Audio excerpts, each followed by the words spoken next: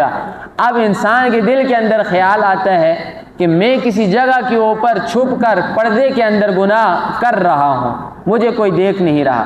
اللہ نے اس کی مثال واضح کر دی، فرمایا کہ سب سے جو خفیہ جگہ ہے وہ کیا ہے؟ پتھر۔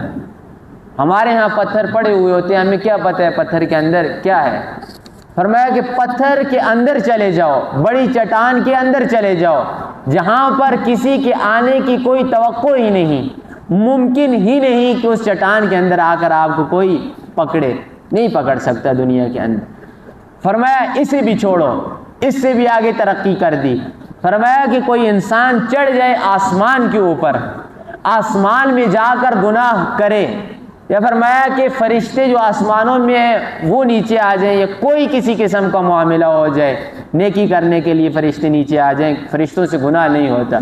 فرمایا ہر ایک کی نیکی اور ہر ایک کا گناہ قیامت والے دن اس کے پلڑے میں لایا جائے گا، اللہ سے کبھی چھپ نہیں سکتے۔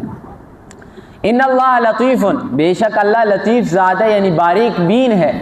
جہاں پر تمام کائنات کے انسانوں کی نگاہیں نہیں پہنچ سکتی، وہاں پر اللہ کی ذات کی نگاہ پہنچتی ہے، اور خبیر وہ خبر رکھنے والا ہے۔